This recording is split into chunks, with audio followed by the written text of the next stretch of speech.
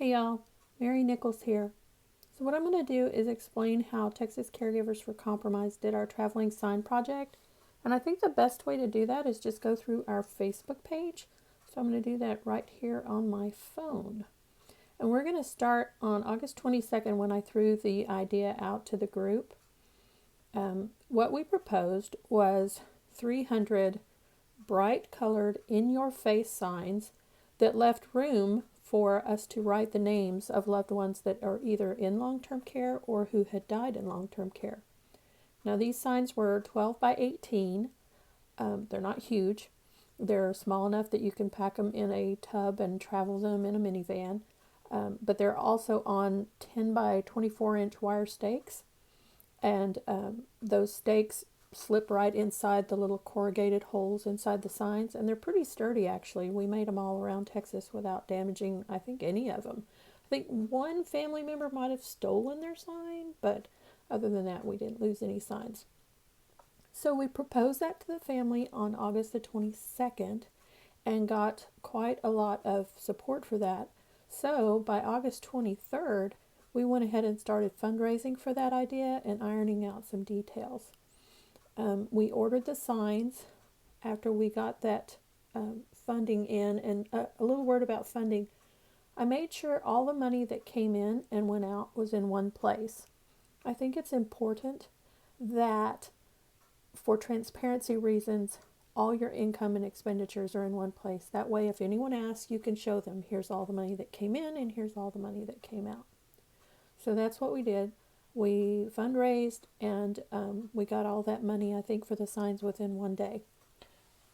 The sign company we used had a little bit of a sale going on, and I don't remember the exact cost, but we were able to get all those signs for well under $1,000. What we did was we had a isolation roll call posted on our Facebook page, and we had a little bit of a head start because we already had some names that we had read aloud at our Austin rally in front of the state capitol. We allowed up to 300 names. After 300, we had to cut it off. You have to have a stopping point with projects, and there's always going to be somebody who misses out. There's just no good answer for that.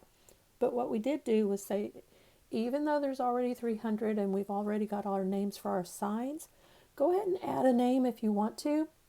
We'll use that for a future advocacy effort, and that's actually what we did do. Once we did that, we needed our sign hosts to organize, and the sign host organization, we needed to make sure that the sign hosts were in different parts of the state. So if we had 3 volunteers in one area, we took the first volunteer and asked the other 2 volunteers to go help set up signs with that first volunteer. So if we had 3 in one city, we said, you other 2, please see what you can do to help the person set up and take down signs there. I think that only happened a couple of times. We did a group thread so that all of that was off of our main group, and we hashed out all the details about transferring signs there. The obligations of the sign host are many. You have to be willing to meet the sign host before you halfway and pick up those signs, and then the sign host after you. You have to be willing to meet that sign host and deliver the signs. Now that's not carved in stone. Obviously, if one sign host wants to drive the whole distance, that's between them. But those details were all worked out in a Facebook thread so that we didn't clutter up our feed with all those kinds of details. The other sign host responsibility is the hardest one, and that's actually putting the signs in the ground. And you do need some help for that. If the ground is hard, you need to make sure that you water that ground the night before you put the signs out so that the ground is soft enough that those signs will go in easily. And it takes a long time to set those signs up. If there's only 2 of you, it could take a couple of hours, maybe 3 hours to do those. Taking them down doesn't take as long, but putting them up takes a little bit longer. You can see that by August 28th, we had those signs on my living room floor. Remember, we only threw the idea out on August 22nd. By August 28th, they were on my living room floor. So what I did was separated those signs into stacks of 8. I separated the isolation roll call list into 8 lists, and those stacks of 8 had a list and markers with them. And then I recruited friends with good penmanship who would be willing to write names on these signs. These signs take longer to write on than you think, especially if you're not going to do a sloppy job and you want to make sure they all look really nice. I was very fortunate that I had good friends that were willing to do this. And what they did was they picked the stacks up from me at my house and they brought them back to my house. This is Tiffany lovingly writing a name on a sign. I can't tell you how important this was to have other people do this so that you're not taking that whole burden on yourself. The first location was this piece of property right here in Forney. My friend Becky had some property along the highway, so we were very fortunate that we could run it lengthwise down that fence there, so it was kind of an awe-inspiring sight. We actually had group members join us because they drove down the street, they saw the sign that said Isolation Kills Two, Googled it, and found our group that way.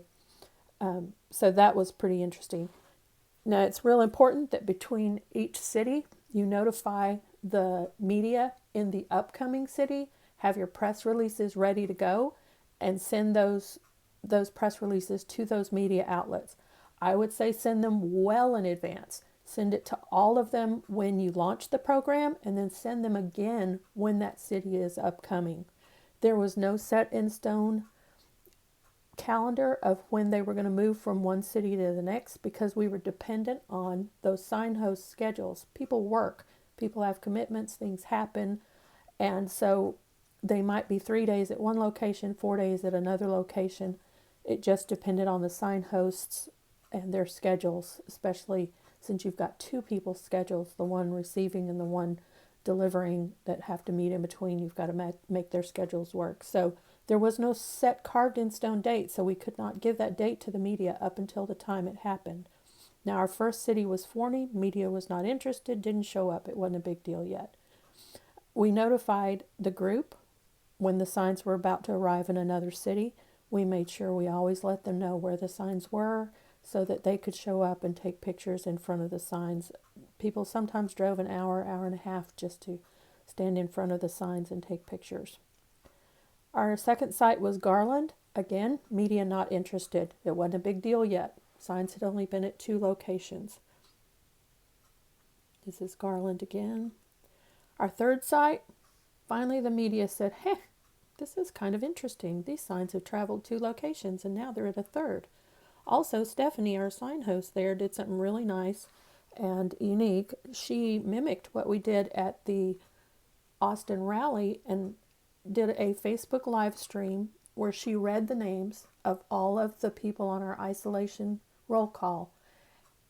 Now, whether or not they were on a sign didn't matter. So there were hundreds of names. There were names of people on signs, but there were also all those names of people who missed that deadline and missed that magic 300 number because we had enough and couldn't get on there. Well, they actually still got to have their loved one's name read, and that was very important to them. This is Stephanie and her team setting up the signs. These are the signs at the Salina yard. That was our third site, was Salina.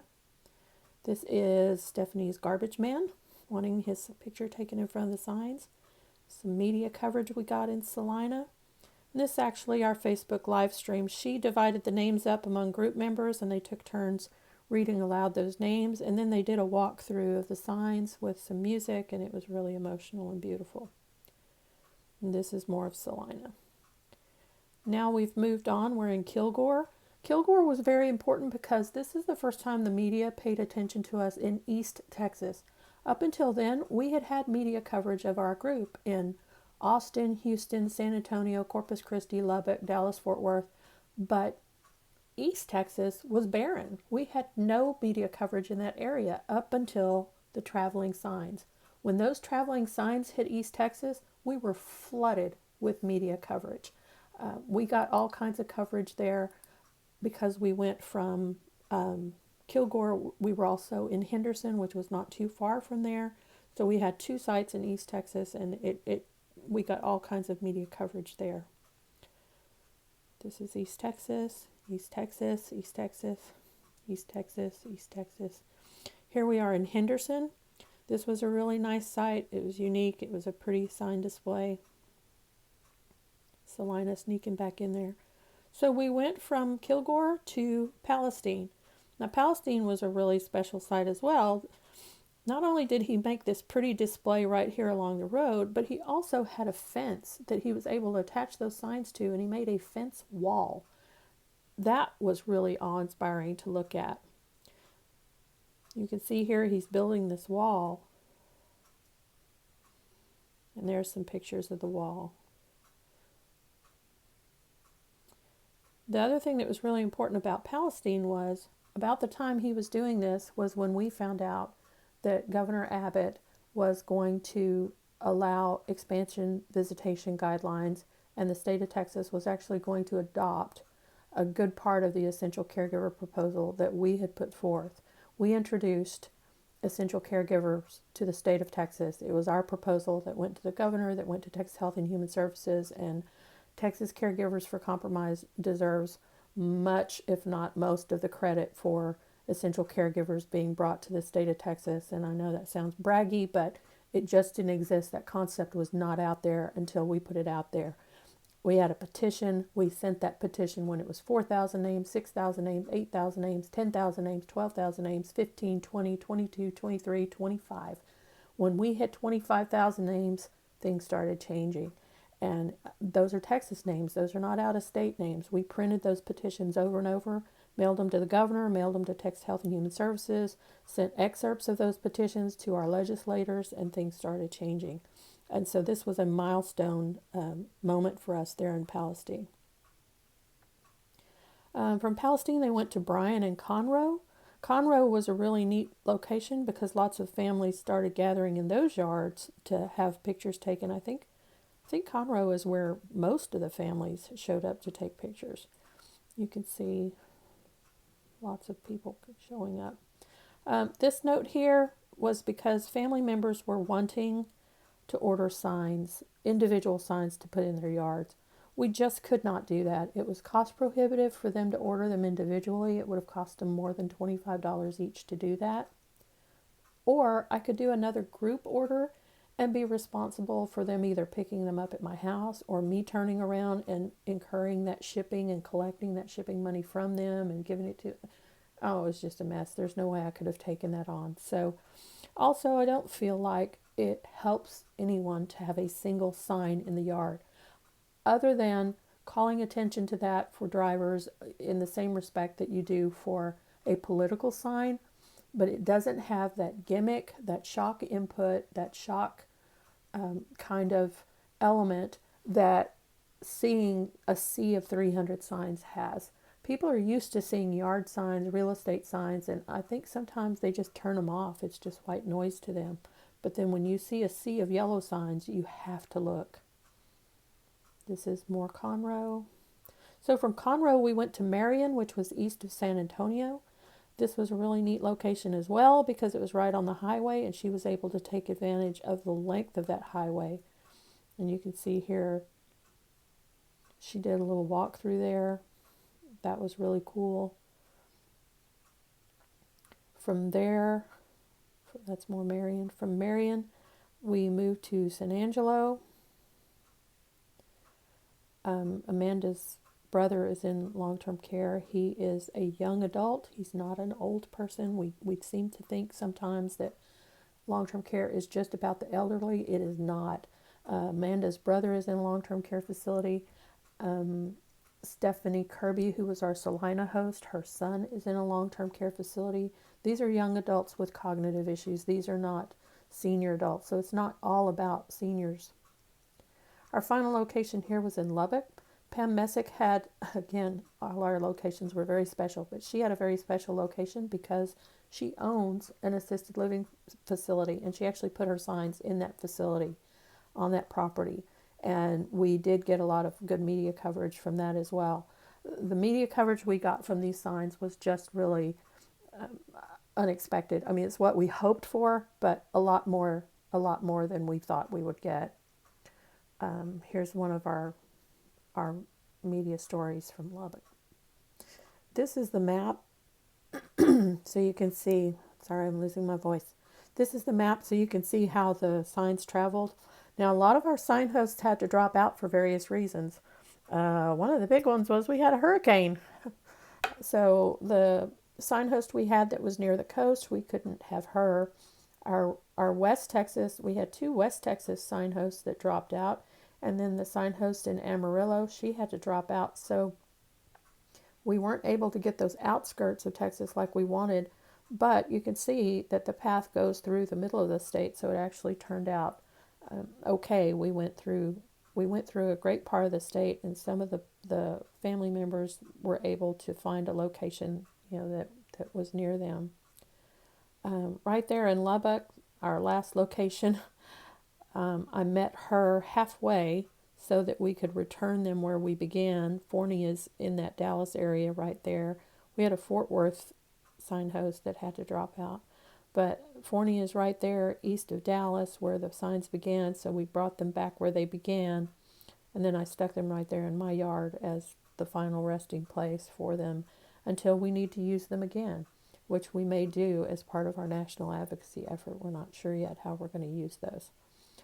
So what that allowed us to do was, have people come in the DFW area who had not been able to take pictures with signs and come take pictures with signs in my yard. So that's about all I have. If you have any questions, please feel free to drop me a line at texascaregiversforcompromise@yahoo.com.